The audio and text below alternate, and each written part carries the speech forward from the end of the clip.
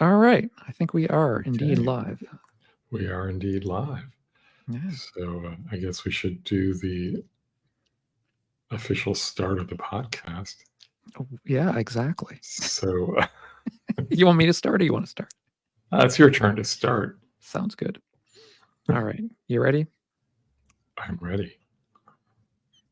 Good to see you, Jon.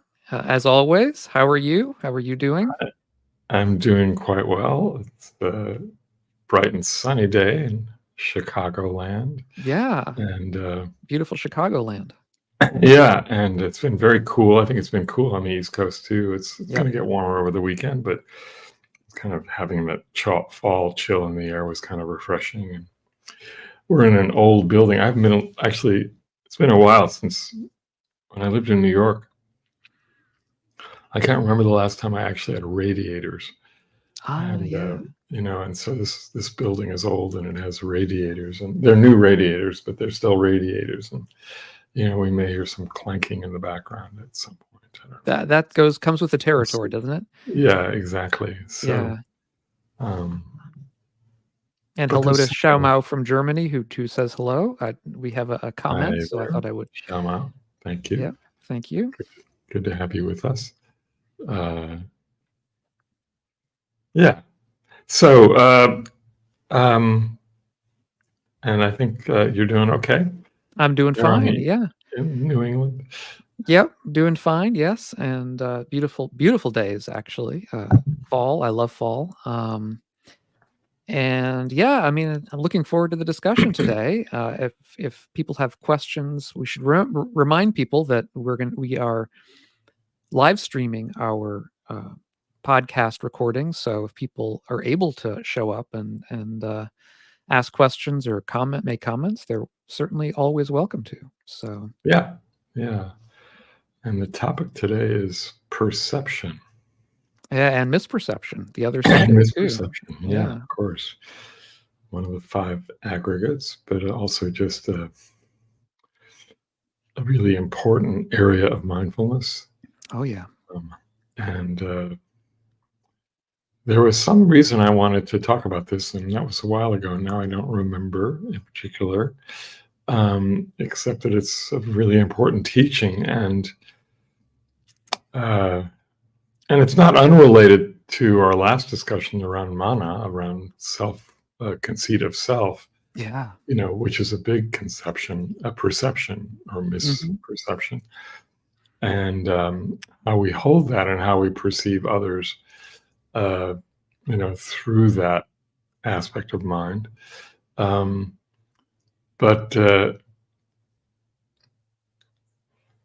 yeah, I mean, and the thing about perception is that it's a very quick thing. Yeah. I mean, it's one of the aggregates that arrives like almost immediately with Feeling and form. These things we sort of see them as individual, but they happen so quickly we don't actually necessarily experience them individually. And so, our practice is really kind of teasing them apart particularly when we're noticing something, some dukkha. It's like, well, where is this dukkha arising from? And so often it's around perception, and so what are we perceiving? What are we misperceiving? How often are we misperceiving? Which is more often than we might expect, I imagine. And then how do we cling to a perception? Excuse me. And so, that's really what we're working with today. Yeah. I mean, there's this kind of, I think the immediate sense of a perception is that the world is sort of given to us as it is, and what really is required of us, and what I think meditation mindfulness makes clearer to us, is the way that, in fact, our grasping of the world, our understanding of the world, is mediated by all of these layers of interpretation that go on subconsciously, intuitively, sort of immediately, as you were saying, without us being aware of the fact that the stuff that we are seeing and hearing and tasting and smelling is, not the way necessarily, or not completely the way things are, but it's mediated by interpretation, our own interpretation based on our own past experiences. And the problem is that uh, uh, this mediation, I mean, of course, it can be very useful to us, and in fact, most of the time, it is useful because we aren't just seeing a bunch of colors and patterns and shapes. We're seeing a tree or a car, and that comes pre-interpreted to us. So when we see this pattern of shapes, we say, oh, that's a car. If it's moving, we say, oh, I have to get out of the way of that car, otherwise I'm going to be hurt. And that's very useful, of course, that this Of happens course. in the blink of an eye, this kind of interpretation. Yeah. But as we both know, the problem is that a lot of this involves misinterpretation, and overinterpretation, and that's when the dukkha can arise. That's when the suffering can arise, because we think things are a certain way and they really aren't. Right. And I forget who said that. And things are not as they seem, nor are they otherwise. Yeah, I think that's one of the It's things you brought up. It's a Mahayana quote from some teaching I used to, but which is such a beautiful quote. And then there's the famous quote attributed to Anais Nin.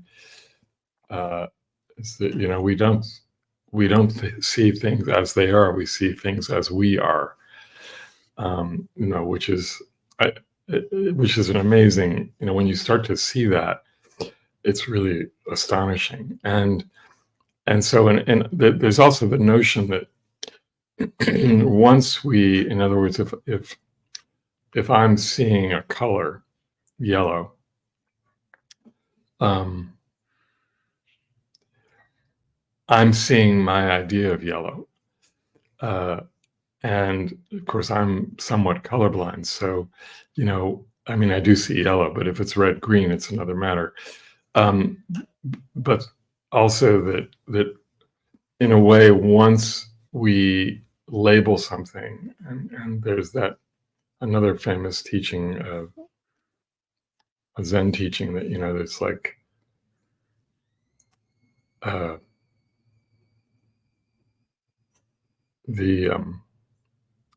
sorry if you're here, you may be hearing domestic noises in the background, but I don't know what the filter is here. You see a sunset. There's the teaching of the Zen student and the teacher, and they're going out to watch the sunset. And the student says, "What a beautiful sunset!" And the teacher whacks him on the head. And it's like, because the moment you sort of bring in that perception, you're no longer actually seeing the sunset. You're seeing an idea of what you want the sunset to be, or you're seeing other beautiful sunsets in your life. So everything is brought into this picture. And these are like minor things, but it's like, are we really seeing what's in front of us? And how is that mediated? From our histories, from our traumas, from our whatever. And through mindfulness, we obviously start to see that more clearly, and open up that picture a bit more. Open up, start to question things, investigate. Well, what am I really experiencing? What's really true? And of course, that immediate, as you were saying earlier, that immediate perception sometimes saves our lives. That's an important aspect of this mind of ours and this body of ours. It reacts when it needs to react. And of course, there is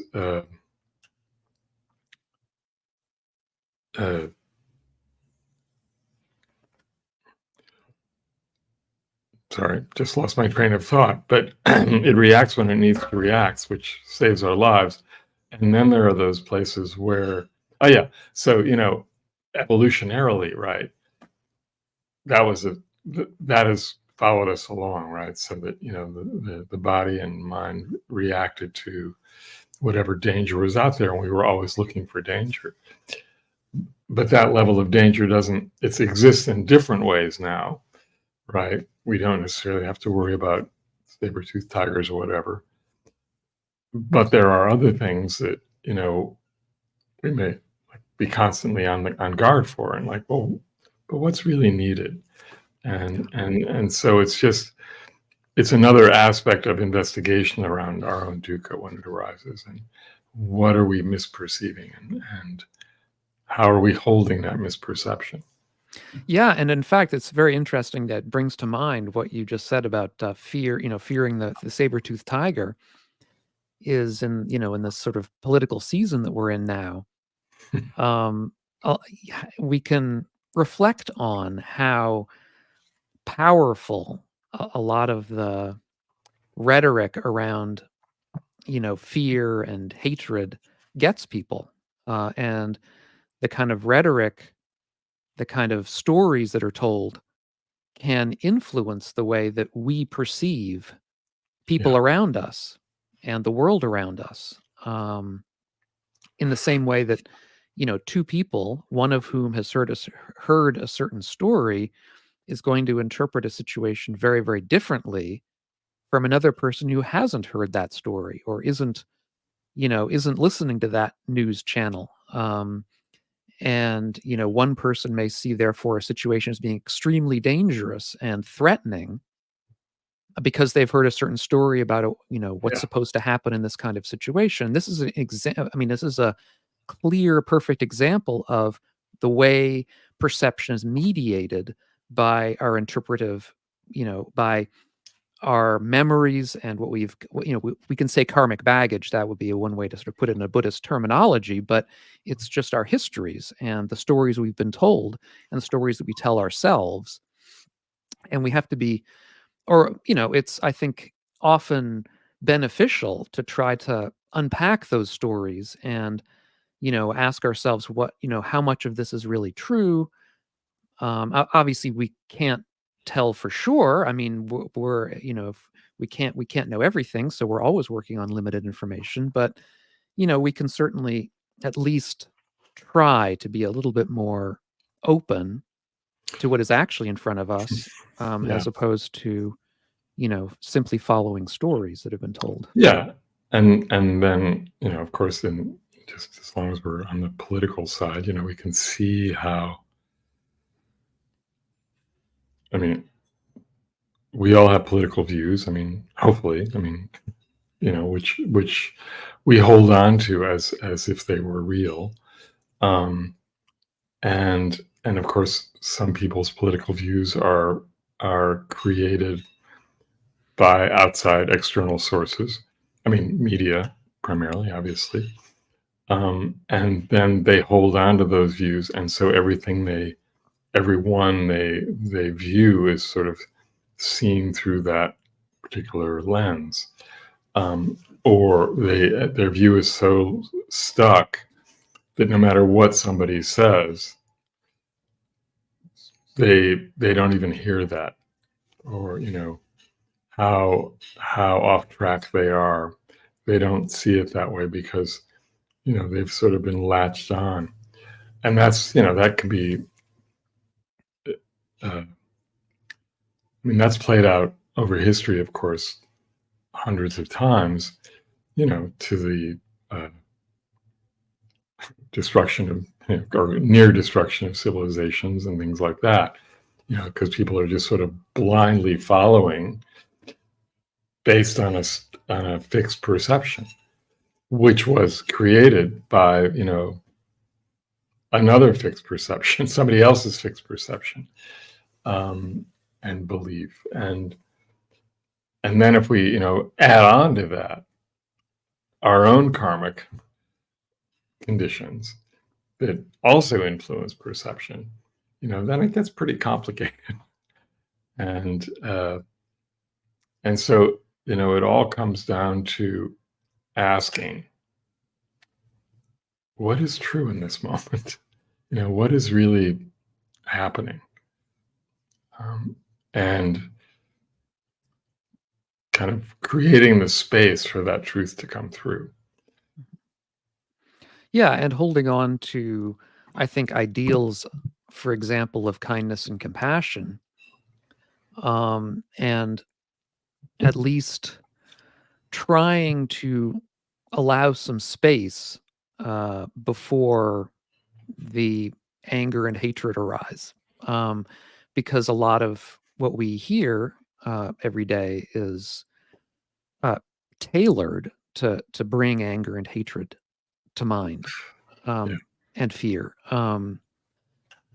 And if we can at least, touch down to a base of saying, what's important is kindness and compassion, that may at least blunt some of what's going on and make us second guess people who are suggesting that what is required right now is anger and hatred. We may Yeah. say to ourselves, well, hey, let's just wait a minute here. This perception I'm having is indeed bringing up anger and hatred in me, but maybe there's a different way to see it. Maybe I Mhm. should, since anger and hatred is suspect. Um, it motivates, it gives energy, but it's suspect in the kind of behaviors that it can produce in me. And so maybe I should wait a second before I act on that, and see if maybe my perception may not be telling me the whole story of what's going on in front of me. Yeah. And that does start to relate to these common misperceptions, as related to uh, permanence and self, and Yeah, you know four inversions of perception. Yep. or inversions of perception. Yeah.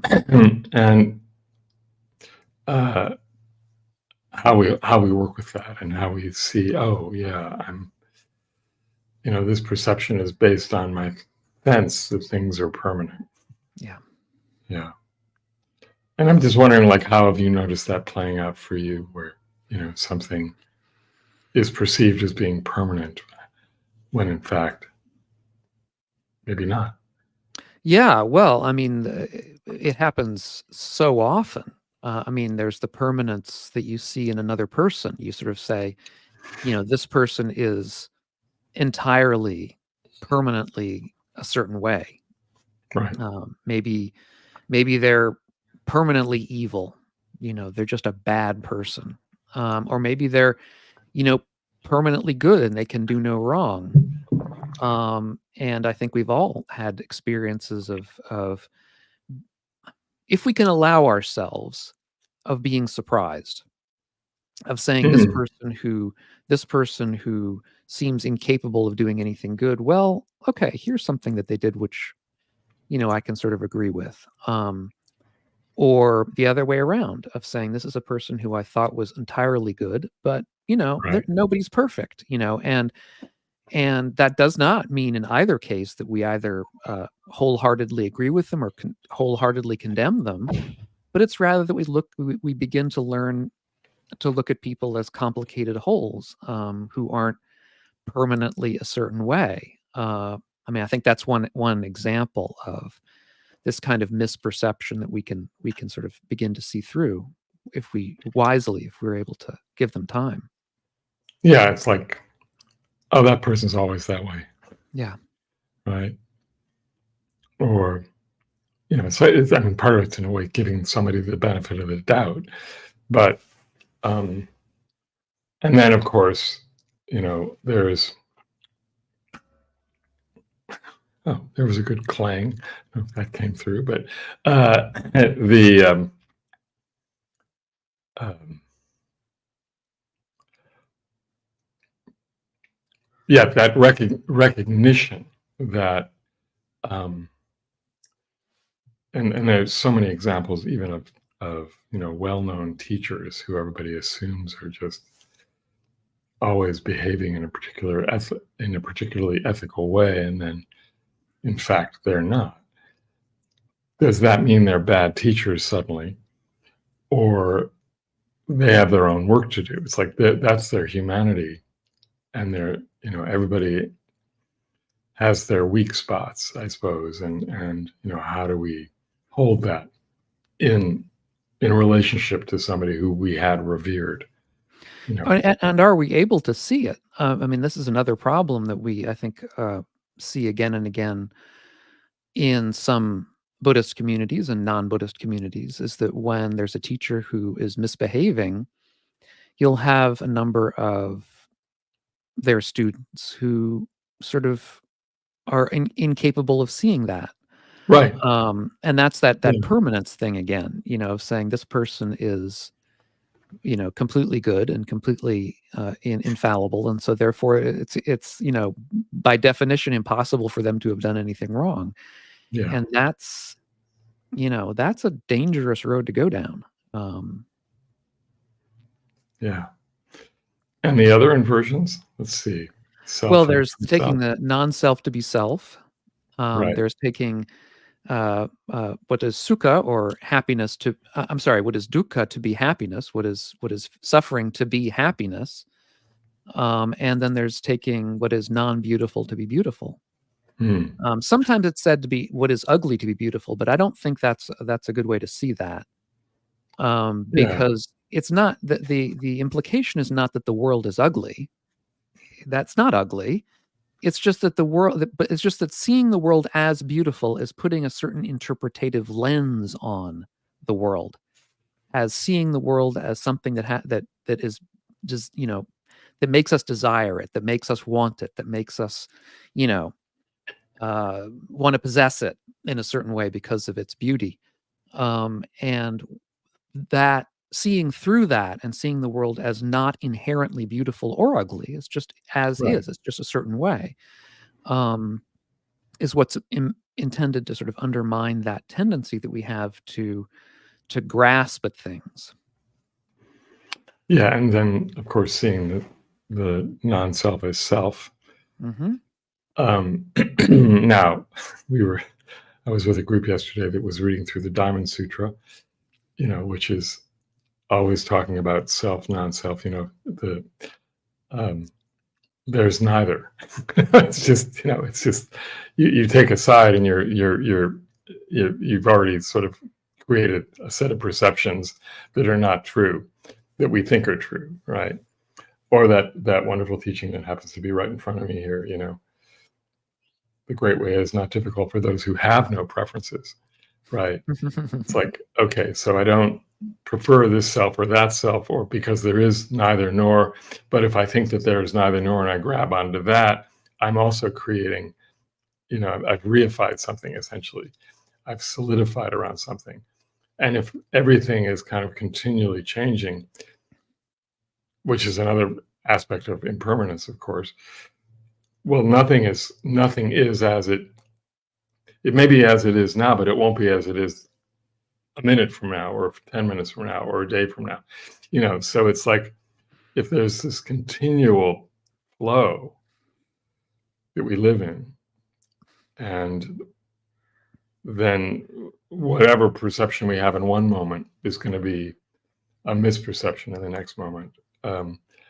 And just kind of realizing that and saying, wow. Yeah. And I notice when I sort of latch onto this thing, whatever it is, an idea or a person or a car, or whatever it is, in a small frame of time, it's going to change, and then we're either going to be dissatisfied, or well, we'll definitely be surprised. Satisfied, or and surprise is good, and I think that I've often used an instruction in teaching is like, what if you treat every moment as a surprise, which it is anyway, you just don't necessarily see it that way. You have no idea what's going to happen every moment or in the next moment. You know, you don't know what your next thought is going to be, right? So it's like if you're always if you're always surprised, then you're going to be very awake to what's here right now, and awake to these continual shifts in perception and the way we hold the perception. Yeah, I mean, it's a really awakening practice to just start checking it out. Yeah, Um, and also to be aware of the way that we ourselves change through time. I mean, we yeah, there's this kind of this is one of the things I sometimes have talked about in my videos, that it's sort of like, you know, if I think about the way I was, 10, 15, 20 years ago more, it's like there's practically not a single view that's the same. I mean, yeah, views have changed and opinions have changed and what I like has changed, um and so you know uh our own preferences change, and so we think of our preferences as something sort of set in stone, that I like this right now, so therefore this is good in a sort of capital G sense, and I'm always going to like it.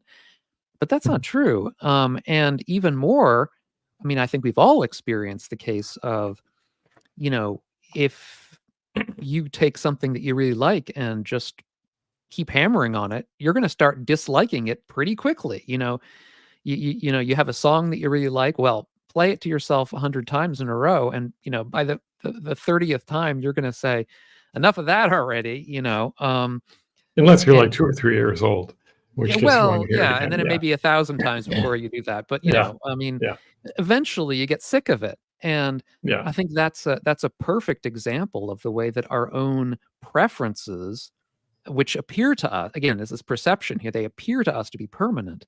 They appear right, to us to be the way I really am, my real self.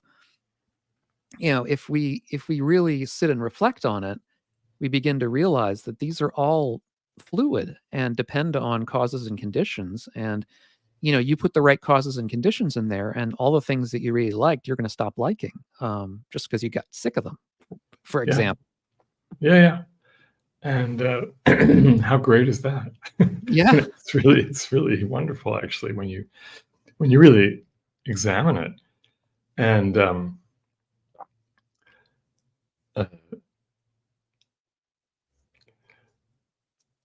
and then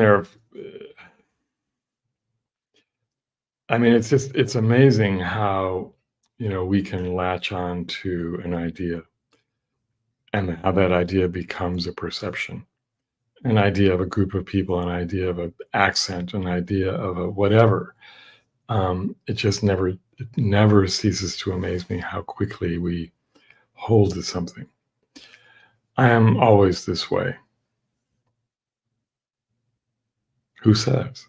Where does that come from?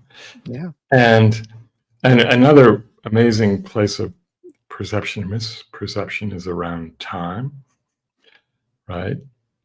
And how, depending on the situation, a minute can feel one way or another. Oh yeah, for Um, sure. For clock sure. clock time, and then when you sort of let go of clock time, it's like, well,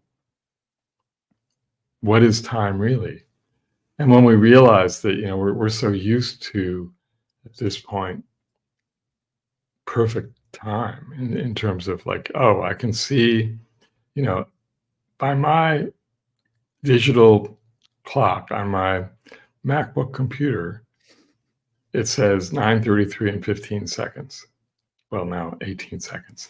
And, it's like, and I know that's, here now, and in your case, it's 10:33 or now 10:30. Yeah, whatever, And in Germany, it's another time, it's like, well, and of course, 150 years ago, there was no standard time.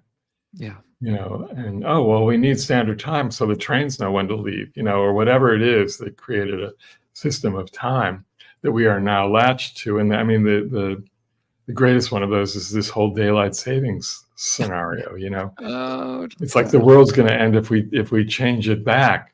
yeah. And so these perceptions are astonishing in how we just, we hold on to a belief about time, when in fact there really is no time. But I mean, there's the present moment, But then what's that? So it's like, this is Yeah, a very important yeah. place of inquiry. Yeah, I know. I think we even discussed that in the past about the present Yeah, moment for being sure. itself a Yeah. construction. Yeah. I Yeah. mean, it's useful. Look, I mean, all these things, all these perceptions are useful.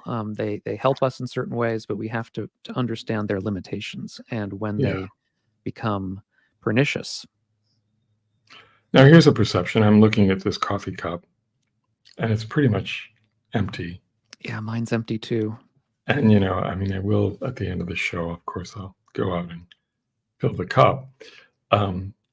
But in order to keep these cups filled, we kind of depend on your support. How's that We for a do. segue? There you go. And, That works. and you can support us by buying us coffee through our website, I'll put it up here, diggingthedharma.com. diggingthedharma.com. And even more than the financial support, we just want to hear from you.